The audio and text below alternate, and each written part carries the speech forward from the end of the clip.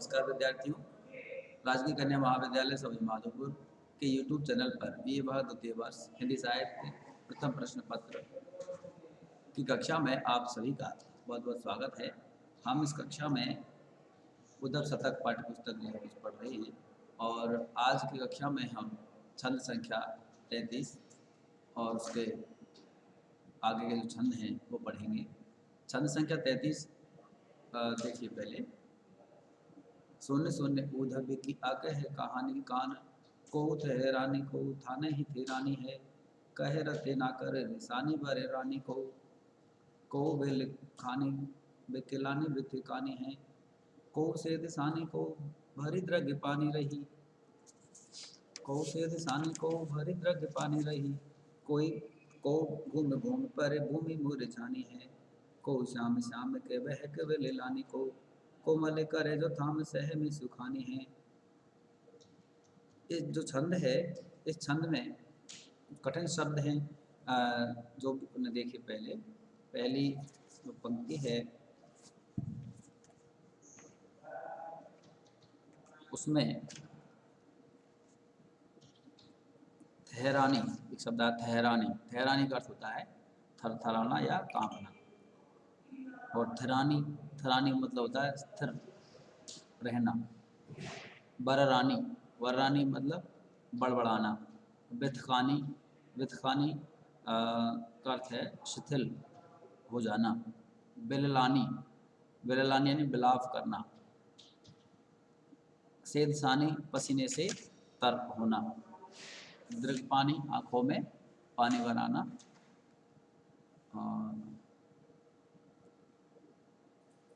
करेजो करेजो मतलब कलेजा हृदय। तो ये जो छंद है इस छंद में उद्धव जब गोपियों को ब्रजवासियों को ब्रह्म ज्ञान का उपदेश दे रहा था और उपदेश के का जो प्रभाव ब्रजवासियों पर विशेषतः है गोपियों पर जो पड़ा तो उसके प्रभाव स्वरूप उनकी क्या स्थिति हो गई थी उस स्थिति का काव्यात्मक चित्रण कवि ने यहाँ इस छंद में किया है।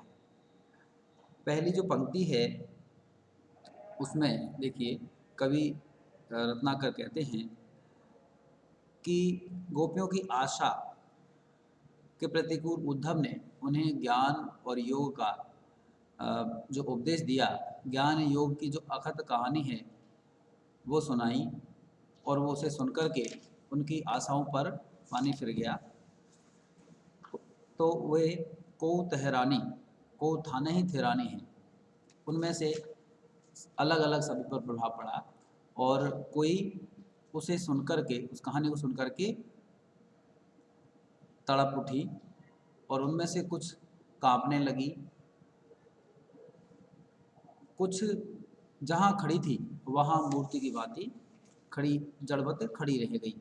को थेरानी को थाने ही थेरानी है थाने ही स्थान ही थरानी यानी स्थिर हो गई। रत्नाकर कहे रत्नाकर रिसानी बर रानी को बिललानी बिकलानी बिथिकानी है। कभी आगे कहते हैं कि उनमें से जो गोपियां हैं उनकी जो मनोदशा है बहुत ही बिगड़ गई थी और कुछ कृष्ण के प्रति रिसानी नाराज हो गई थी, क्षुब्ध हो गई थी, कुछ बड़बड़ाने लगी थी, कुछ का कुछ कहने लग गई थी। कुछ गोपियां अपने पर नियंत्रण नहीं रख सकी और बिलख बिलख करके रोने लगी, कुछ व्याकुल हो गई। यही नहीं को घूम घूम पर भूमि मुरझानी है और उनमें से कोई जो है चक्कर खा करके भूमि पर गिर गई। कोई गोपी का जो है शारीरिक रूप से एकदम से शिथिल हो गई, कोई पसीने से तरबतर हो गई और किसी की आंखें डबडबा आई, आंखें भर आई। कोई गोपी का चेतना शून्य हो गई। को शाम शाम के बह की बिललानी को और कोई चेतना शून्य हो गई, बहकने लगी और शाम शाम पुकारने लगी। कोई आवेश में आकर के तड़प उठी, विलाप करने लगी, कोमल करे जो थाम सहम सुखानी है। और कोई अपने जो कोमल हृदय है उसे थाम करके सहम सी गई और एकदम से सुखानी, सुख सी गई, अर्थात निस्तेज सी हो गई, निराश होकर के पूरी तरह से निस्तेज सी हो गई। तो जो ये छंद है, इस छंद में उद्धव के ज्ञान योग का उपदेश को सुनकर के जो कि ब्रजवासियों के आशा के अनुरूप प्रेम का संदेश लेकर आने वाला था कृष्ण का, लेकिन ज्ञान योग का संदेश सुन करके जो गोपियों पर जो प्रभाव पड़ा, उनकी उसी मनोदशा का चित्रण इस छंद में किया गया है। ये यहाँ पर जो अनुभावों की और विविध संचारी भावों की जो योजना है कवि ने बहुत ही सजीव रूप में चित्रित की है। इस छंद में अनुप्रास, वीप्सा, भूमि भूमि, पुनरुक्ति, प्रकाश, काबिलिंग जो अलंकार हैं, इनका सौंदर्य देख सकते हैं। और ग्रह वियोग की जो विविध अवस्थाएं हैं, उनका यहाँ चित्रण इस छंद में किया गया है। माधुर्य गुण, गौणी रीति का संयोग भी इसमें देखा जा सकता है। ब्रजभाषा का साहित्यिक सौंदर्य, पद मैत्री, गेयता, रवानगी के साथ में इस छंद में देखी जा सकती है। अगला जो छंद है, छंद संख्या 34, वह देखिए। और ये जो छंद है, यहाँ से गोपियों का संवाद प्रारंभ होता है। गोपी वचन उद्धव के प्रति ये शीर्षक है। तो इस पहले छंद देखिए। रस के प्रयोगनी के सुखद सुजोगनी के, जेते उपचार चारु मंजु सुखदाई हैं, तिन के चलावने की चर्चा चलावे कौन, देतना सुदर्शन हूँ यो सुख से राई हैं, देतना सुदर्शन हूँ यो सुधि से राई हैं, करते उपाय न सुभाय लख नारिन को, भाई के अनारिन को भरते कनाई हैं। यहाँ तो विषम ज्वर वियोग की चढ़ाई, यहाँ तो विषम ज्वर वियोग की चढ़ाई यह है, पाती कौन रोग की पठावत दवाई हैं। ये जो छंद है, इस छंद में गोपियों को गृह वियोग की दवा चाहिए थी और उसके स्थान पर और अधिक उसे बढ़ाने वाला, उन्हें निराश करने वाला, दुखी करने वाला संदेश ज्ञान और योग का उद्धव लेकर आया। तो उसके प्रत्युत्तर में ये जो छंद है, गोपियों के माध्यम से कवि ने यहाँ प्रस्तुत किया है। और इसमें कठिन शब्द के तौर पर पहले सुदर्शन, सुदर्शन का अर्थ होता है सुखदायक, सुख देने वाला वे दर्शन, और इसका श्लिष्टार्थ है संपूर्ण छंद।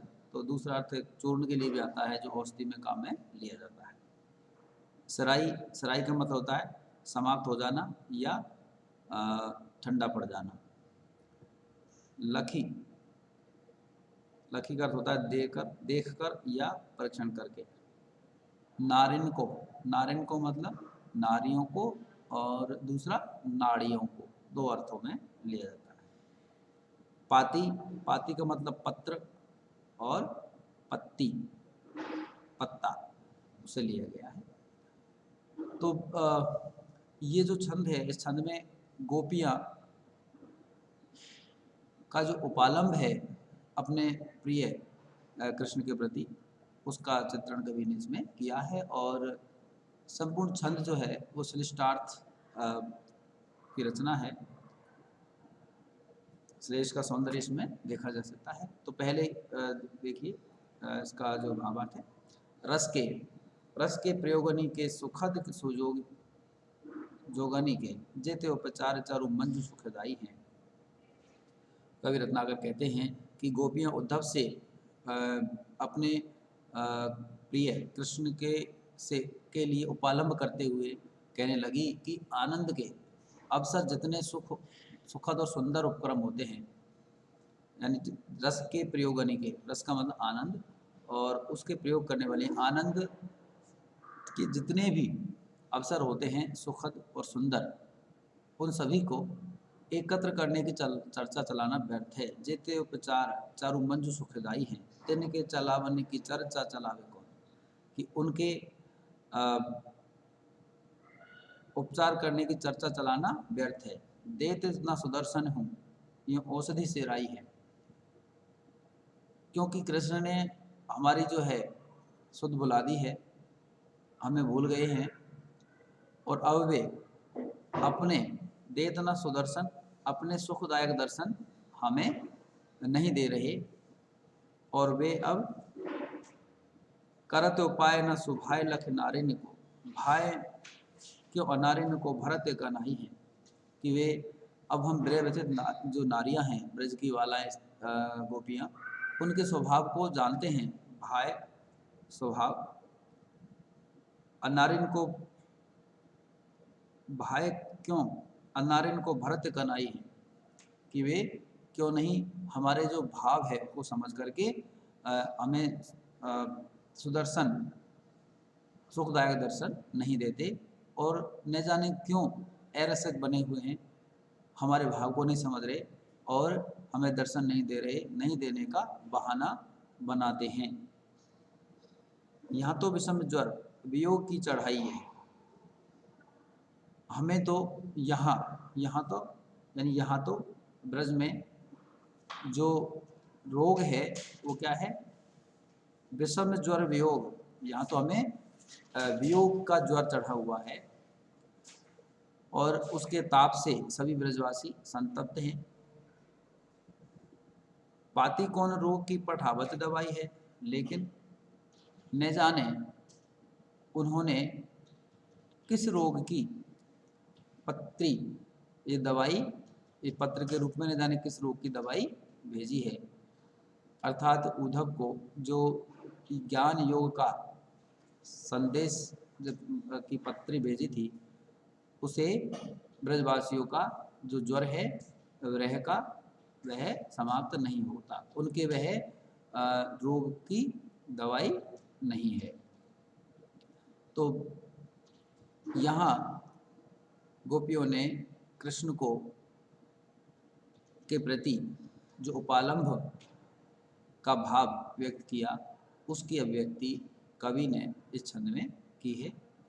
और जैसा मैंने कहा कि इस छंद में